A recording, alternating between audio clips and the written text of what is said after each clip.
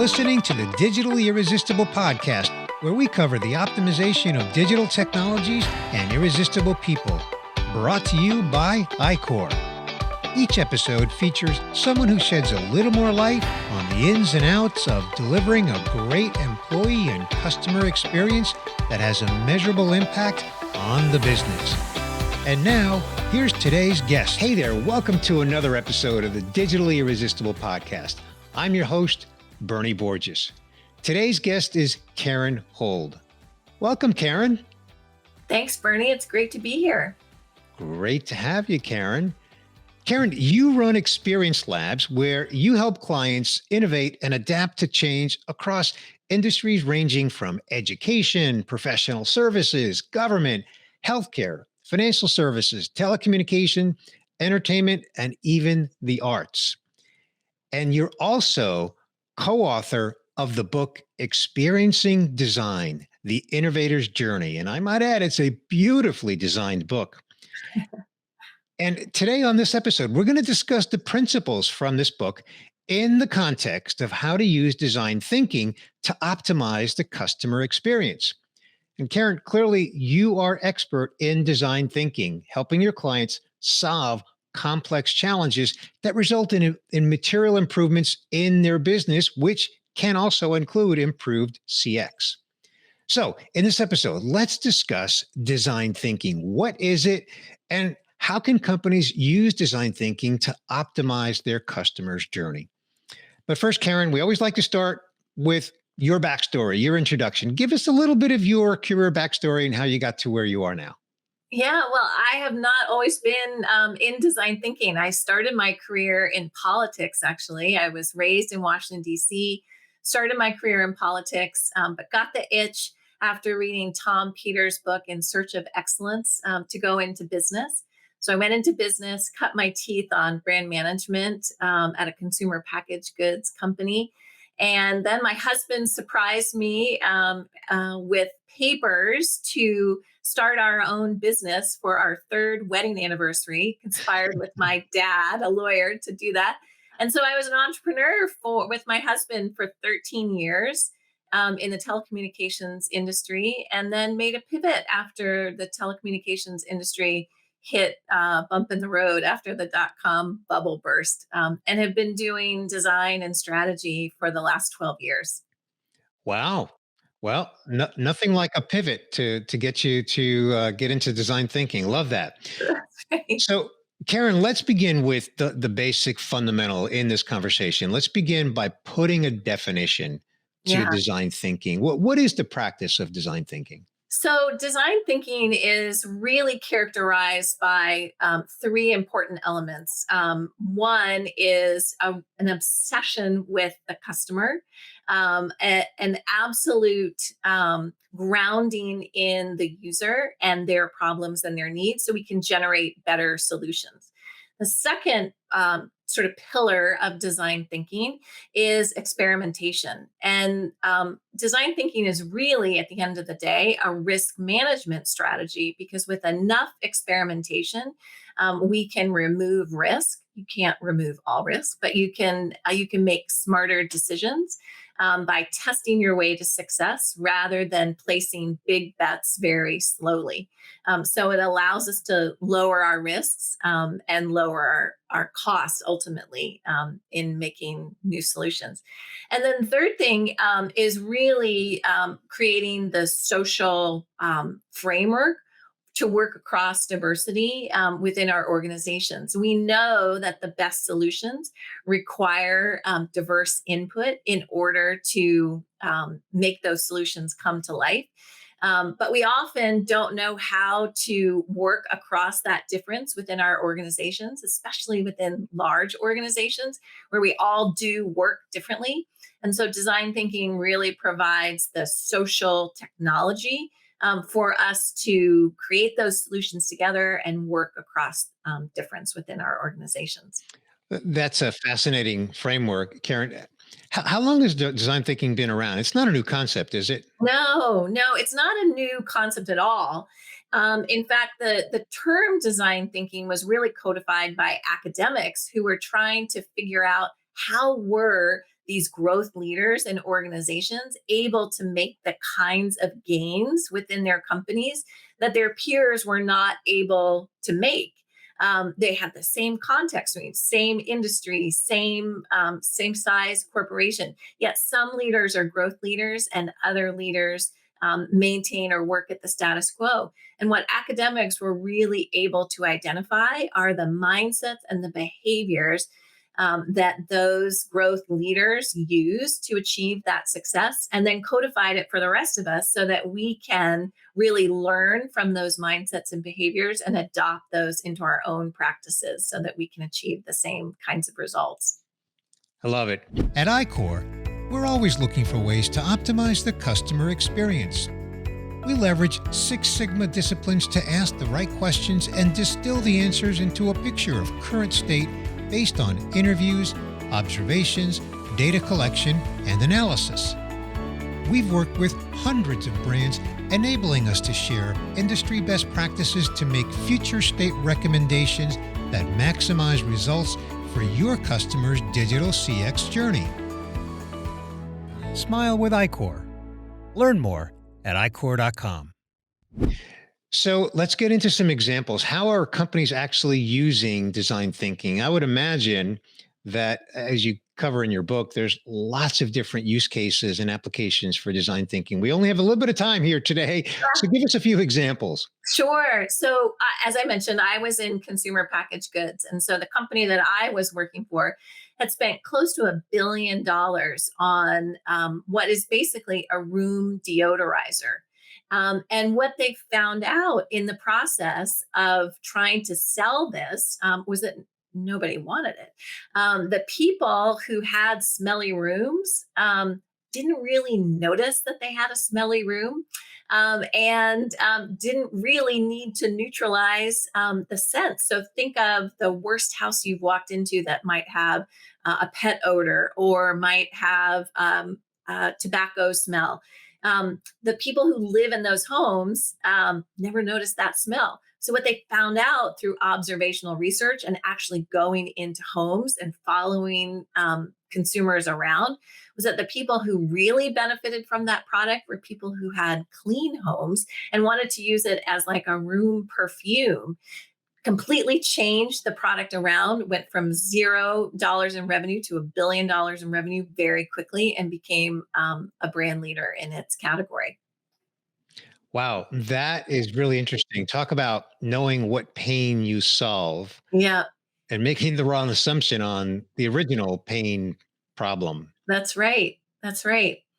And a similar, a really wonderful story that I think is really important for CX professionals to understand is around medical equipment. So, another really favorite story of mine, industrial designer created a piece of hospital equipment that he thought was the top of the line. And it was that this piece of medical technology won a lot of design awards for the technology that was used to create this. And it was state of the art at its time. But he went into a hospital to see that product in use and encountered a 6-year-old girl at the door about to walk in to have a test with this piece of equipment. And she was in tears. She was so scared to walk into this room. And this test requires sedation for most 6-year-olds because it's noisy. And if you move, then you lose imagery. And so he was determined to turn this into a positive experience for this 6-year-old girl and for all children to be able to engage in this experience. And so he consulted with early educators, with children's museum directors, with preschool teachers, with children. And he and his team created a $50,000 sticker kit that they could put onto this piece of equipment, and created scripts for the techs who were administering this test to use.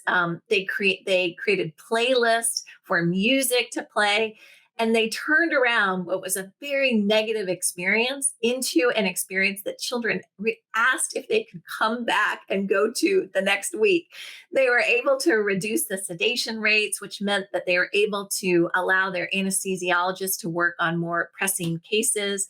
And so the wins for the hospital, the wins for the patients, and the wins for the family were significant through the use of this $50,000 sticker kit. Wow. Karen, you really got me going now, because now that was a great CX example. Yeah. And really, just to, in the remaining time, give us some more insight. How can companies apply the practice of design thinking to improve their customers' experience? Yeah.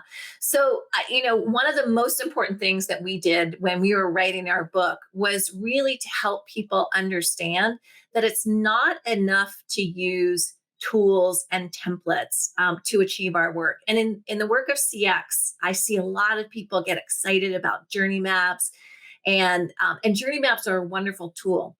But what we wanted to convey in our book is the same thing as it applies to consumer experience. It's not enough to have these tools and templates.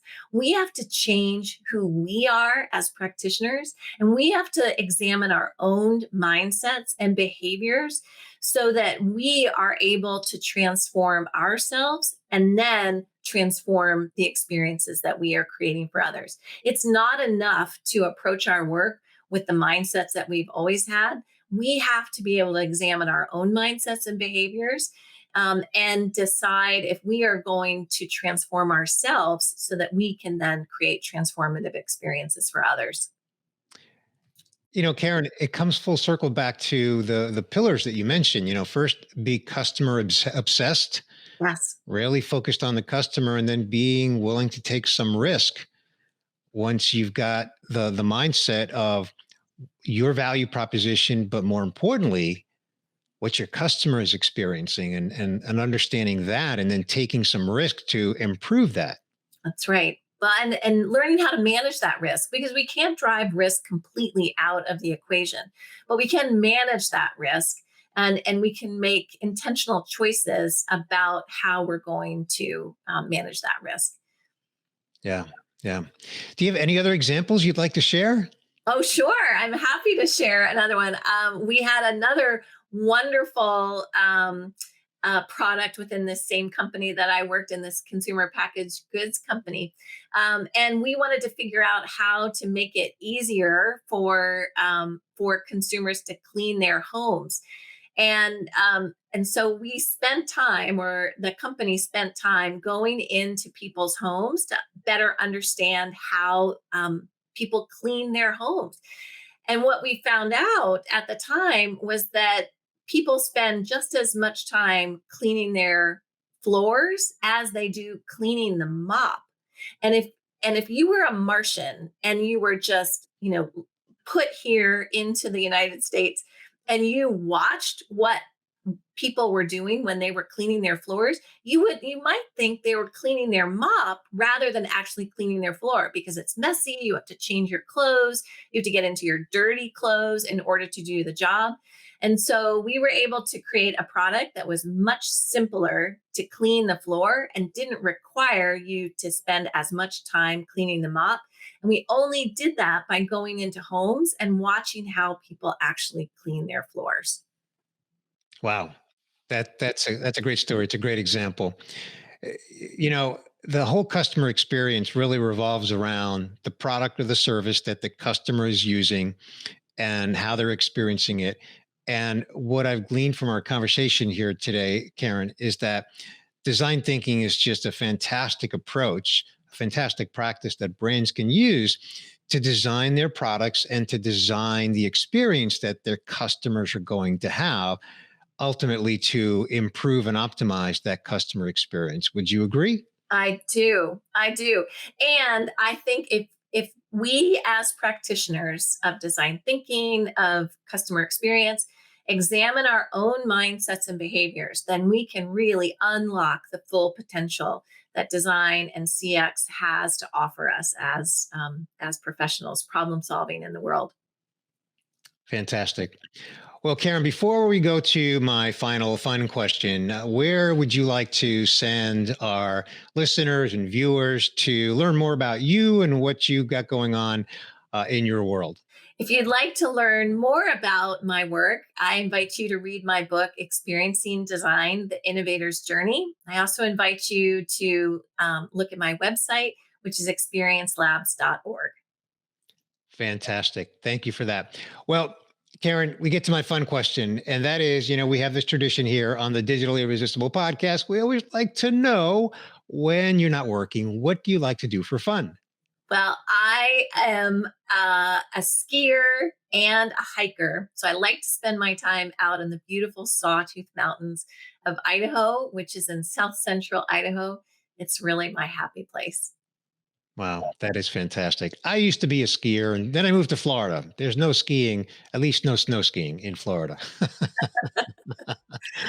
So, well, Karen, thank you so much for joining me on this episode of the Digitally Irresistible podcast. Design thinking is a fascinating practice. You're clearly an expert at it. Your book is a valuable resource. I hope people will go ahead and pick up a copy and just learn more about how they can apply the design thinking principles into product design and customer experience. And again, just thank you so much for sharing your insights with us today. Thank you so much. I really appreciate it. Thanks for listening to this episode of the Digitally Irresistible podcast, where we cover the optimization of digital technologies and irresistible people, delivering a great employee and customer experience that has a measurable impact on the business. Brought to you by iCore. Be sure to subscribe on your favorite podcast player so you don't miss future episodes.